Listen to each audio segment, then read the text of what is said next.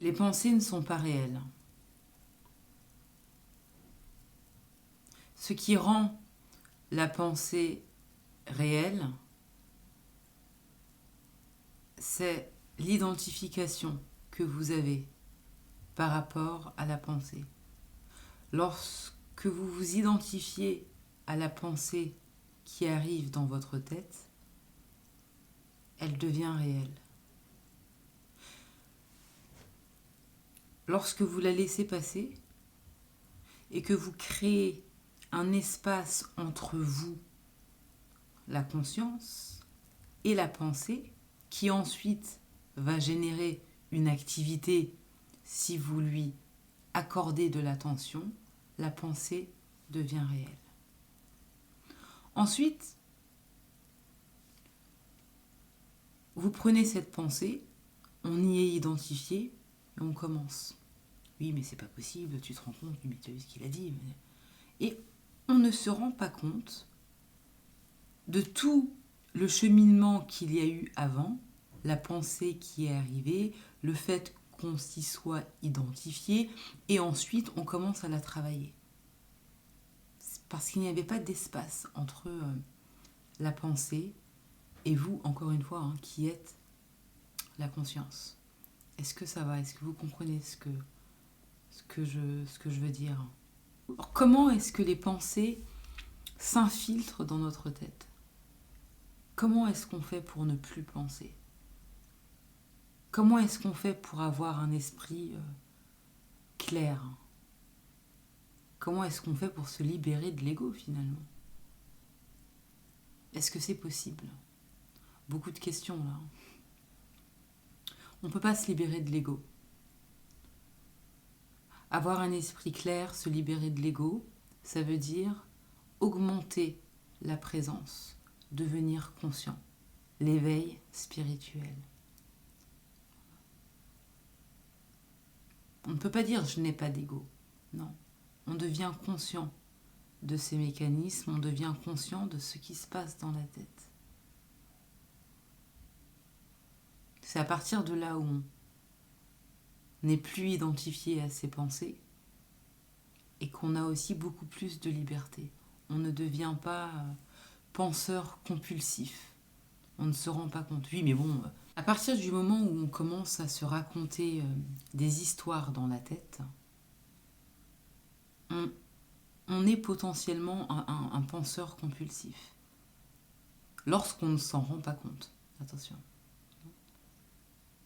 Mais lorsque vous prêtez attention aux histoires que vous vous racontez, qui sont en train de passer dans votre tête, c'est le moment où effectivement tout ce que vous vous racontez n'aura plus de pouvoir sur vous. Il faut savoir que on est tous interconnectés. Et parfois, vous ne choisissez pas vos pensées. Elles viennent à vous parce que les pensées sont de l'énergie et que c'est l'énergie de la planète. Si par exemple, on parle de la planète, mais on peut le réduire à c'est l'énergie de la pièce, c'est l'énergie de la salle de sport, c'est l'énergie de... Voilà. Lorsqu'on devient plus conscient, lorsqu'on augmente donc sa présence, on a aussi beaucoup plus de facilité à se rendre compte de ce qui arrive dans notre tête, c'est-à-dire qu'on peut aussi percevoir l'énergie des autres. Et à ce moment-là, on sait très bien l'état d'esprit dans lequel la personne, ou bien l'énergie globale de la pièce. Donc parfois, lorsqu'on n'est pas conscient, lorsqu'on n'a pas développé tout ça, lorsqu'on ne comprend pas qu'on n'est pas ses pensées, qu'on n'est pas non plus ses émotions, eh bien, on va quelque part et on commence à penser certaines choses. On se dit, mais... Et ça prend toute notre tête comme ça, mais on se dit, mais d'où ça vient, quoi? C'est pas possible. Mais ce n'est pas vous. Ce n'est pas vous. C'est ce qu'il y a dans votre tête, mais ce n'est pas vous. Ce qui est à vous ne peut pas être vous. Donc si ce sont vos pensées, ça ne peut pas être vous. Il y a un espace entre la pensée et vous. Tout le bien-être arrive lorsqu'on arrive à se détacher des histoires de son mental. Les pensées négatives et les pensées incessantes peuvent aussi arriver à cause des expériences passées, évidemment. Des expériences passées. Si vous avez eu, par exemple, une rupture difficile, une enfance difficile, vous avez vécu, peu importe, des expériences qui ont été compliquées, les blessures qui n'ont pas été pensées, les insécurités qui ont grandi en vous, des pensées négatives qui vont prendre le dessus à chaque fois, par exemple, que quelqu'un va vous stimuler. Tout de suite, toutes ces choses vont refaire surface. Ou alors, par exemple, vous allez vouloir faire quelque chose d'innovant, prendre votre vie en main, faire quelque chose de nouveau. Et là, tout à coup, un flux de pensées négatives. Vous entendez des choses. Mais t'es nul, tu n'y arriveras jamais. Tu penses vraiment que cette personne va t'aimer? Mais personne ne t'aimera. Regarde ce qui t'est arrivé. C'est là où on se dit, mais attends, qu'est-ce que c'est ça?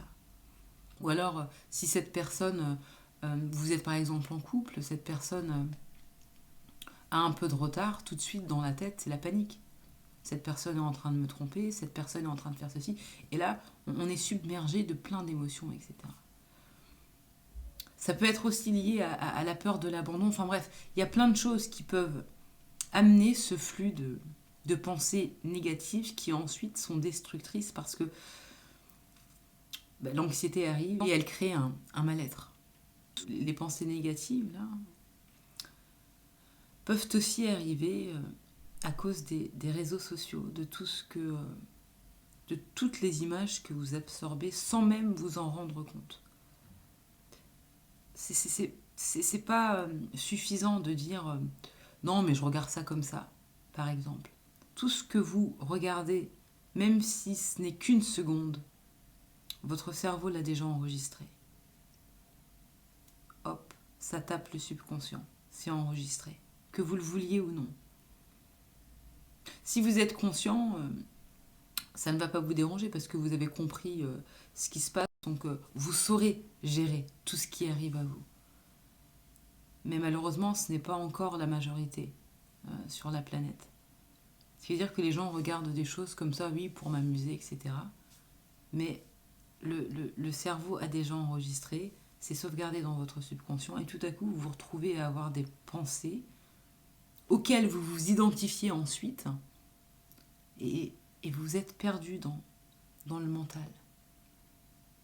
On peut se retrouver à avoir des envies suspectes. Tout à coup, on a un mal-être avec soi-même, on ne comprend pas d'où ça vient. On finit par se comparer aux autres à cause de tout ce qu'on voit. On perd complètement la notion de la réalité qui n'est pas le monde extérieur, mais qui est justement notre centre à nous. Et là, ça ne va pas. Le mental, l'ego, les pensées, tout ça, c'est relié. Le mental n'est pas différent de l'ego. Le mental, c'est comme une machine, en fait. Voilà, c'est comme un robot. Ça veut dire que plus on s'en sert, plus on fait certaines choses sans s'en rendre compte, eh bien, il est excité et il a envie encore de plus et il ne s'arrête pas. Ce qui veut dire que lorsqu'on commence à identifier ou bien à s'identifier aux pensées, eh bien, il continue, il continue. Et il cherche ensuite d'autres choses encore pour s'identifier lorsqu'il y a le calme. C'est pour ça que au début, la méditation, c'est pas possible. Le mental n'aime pas parce qu'il a été habitué à avoir un certain mécanisme. Et c'est ce qu'il va rechercher à chaque fois. Donc plus on s'identifie à la pensée, plus on pense, eh bien moins on est. Donc je pense, donc je suis est une grosse catastrophe. On ne peut pas penser et être. C'est la folie, ça. On est.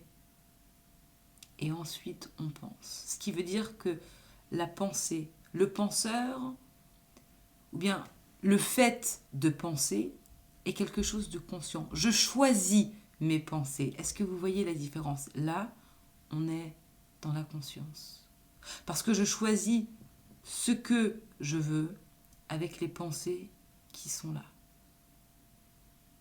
Je laisse le flux d'énergie venir à moi et à ce moment-là, je fais quelque chose. Je me sers effectivement de mon mental. À ce moment-là, effectivement, je peux dire que je suis un penseur. Mais on ne peut pas penser sans avoir compris que nous ne sommes pas le mental, que nous ne sommes pas les pensées, que nous ne sommes pas nos émotions, que nous ne sommes pas toutes ces histoires qui nous causent un mal-être. Encore une fois, l'être est mal parce qu'on se perd dans le physique. Mal-être. Hein? L'être est mal parce qu'on est identifié à la pensée. On est identifié à ce qui nous est arrivé il y a 5 ans. On est identifié au fait qu'on ait mal vécu une rupture amoureuse ou alors qu'on nous ait blessé. Mais la question c'est, qui a été blessé? Il n'y a que l'ego qui peut être touché. Et il est touché pourquoi? Parce qu'il y a identification. Il n'y a pas d'espace, encore une fois, entre vous et l'objet. Est-ce que ça va?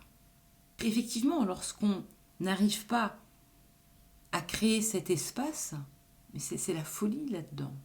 L'outil est en autopilote. Et là, c'est le drame. C'est le drame. Le problème, c'est qu'on ne peut pas calmer la folie du mental dans le physique. Ça ne va pas. Ce sera un déclin. Ce sera un déclin. Pourquoi? Vous n'êtes pas une personne, vous n'êtes pas vous n'êtes pas un corps physique. Vous n'êtes rien de physique. Ce qui veut dire que lorsqu'on essaye simplement de vous guérir en s'attaquant au corps, eh bien en fait on est en train de tuer votre âme. Votre âme sait de toute façon. Votre âme reconnaît. Mais plus il y a de bruit dans la tête, plus on se perd. En fait, c'est là où la folie arrive, parce qu'on va faire des choses qui sont inconscientes. Il n'y a pas de guidance. On essaye en se basant seulement sur les choses qu'on voit. Alors qu'en réalité, les 5 sens, c'est juste pour la survie. Quand on parle de vie, on fait toujours appel à la 6e dimension. On fait toujours appel à cette notion d'intuition. Parce que les 5 sens sont trompeurs, justement. Est-ce que vous voyez un petit peu le truc? La seule chose dont vous avez besoin, c'est votre propre guidance.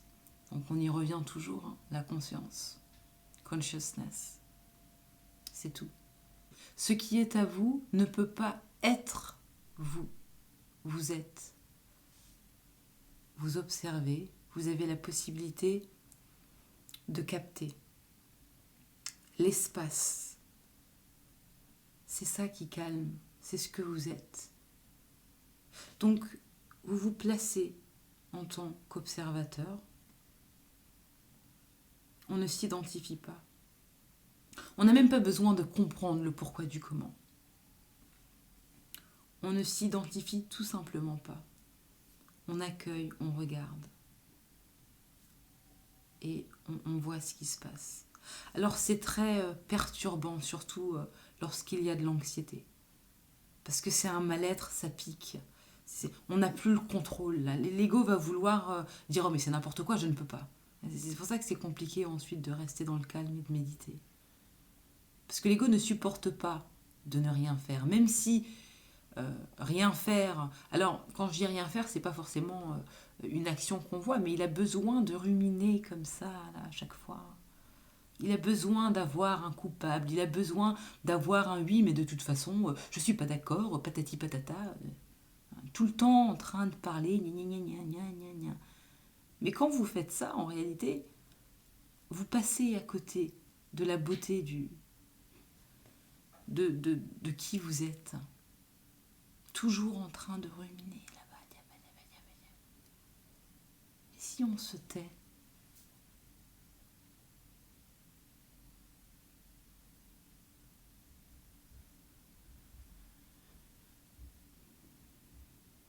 vous voyez comment ça fait du bien?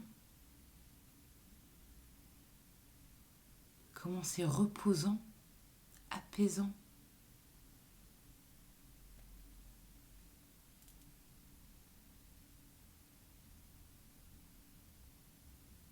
Le mental est une pure construction humaine.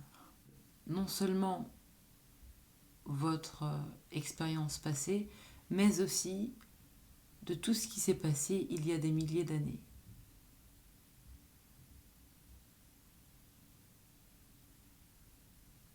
C'est pour ça que pour se libérer l'esprit,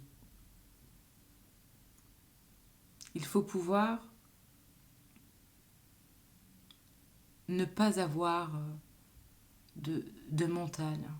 Comme si aujourd'hui c'était la première fois que vous étiez sur Terre. Je ne sais pas.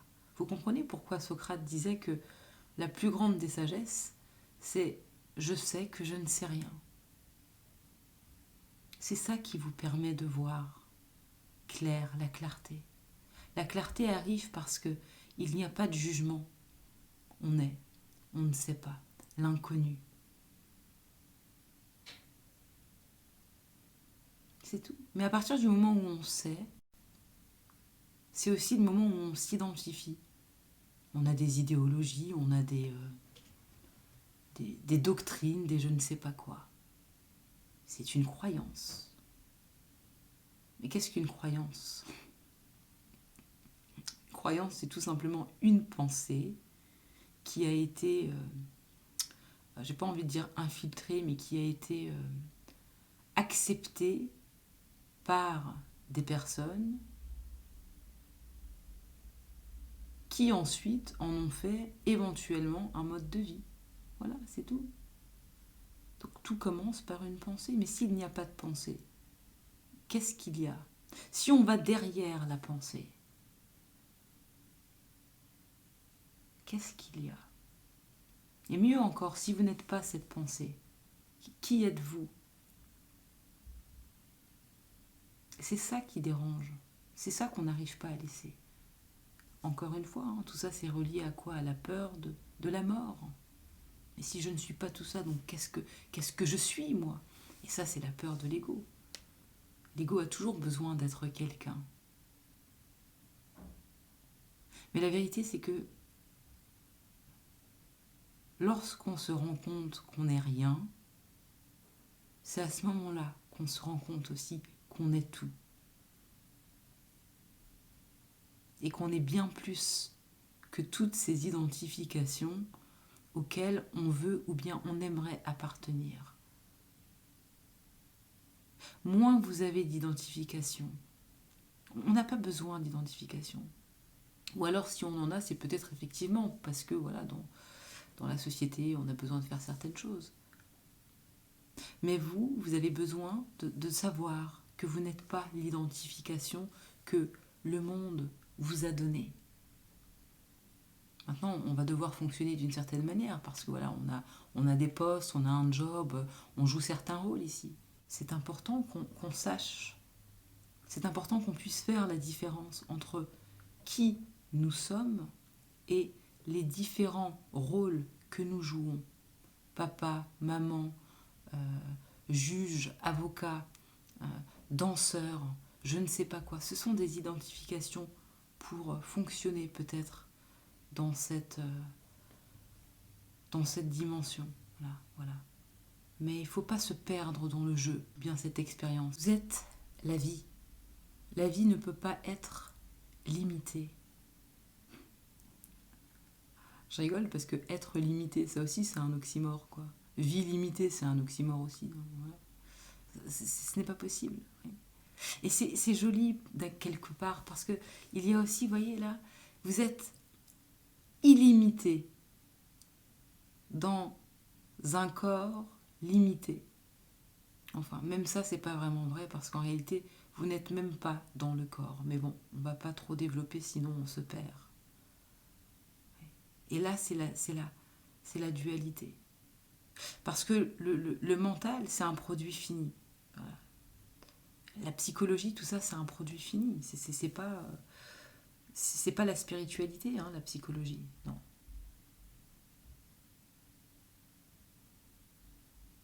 Mais qu'est-ce qu'il y a au-delà de la psyché, au-delà de la psychologie? C'est ça qui est intéressant. Si vous allez au-delà de la psyché, vous comprenez la psychologie. La psychologie n'a plus de secret pour vous, c'est fini. Mais lorsqu'on est dans la psychologie, il y a plein de choses qu'on n'arrive pas à comprendre quand on commence à s'intéresser de plus près. Parce qu'au bout d'un moment, on pense avoir trouvé quelque chose, mais il y a encore une question qui va arriver. On se dit, oui, mais toutes les réponses se trouvent au-delà de la psyché. Le moment où on peut déjà faire cette différence, ou bien plutôt prendre conscience, le moment où on ne s'identifie plus à ce qui arrive dans notre tête, lorsqu'on est dans la rue par exemple, on voit quelqu'un, tout de suite on a envie de faire un commentaire. On peut être dans la rue ou bien même maintenant avec les réseaux sociaux. On voit quelque chose tout de suite, oh il faut que je fasse un commentaire parce que voilà, on n'arrive pas à comprendre en fait pourquoi on fait les choses, il n'y a pas d'espace. Oui mais bon, tu te rends compte, voilà, on essaye ensuite de trouver des excuses, de justifier son... On ne comprend pas qu'on est encore dans le mental. Mais à partir du moment où on se dit, ah tiens, voilà, je ne dis rien, on arrive à s'observer, c'est comme disait Krishnamurti. Non, c'était pas Krishnamurti, c'est Aristote qui avait dit ça. Il avait dit, c'est la marque d'un esprit cultivé qu'être capable de nourrir une pensée sans la cautionner pour autant. Il avait tout compris. Mais en même temps, on parle d'Aristote, donc c'est évident. Sur ce, les amis, merci et à bientôt.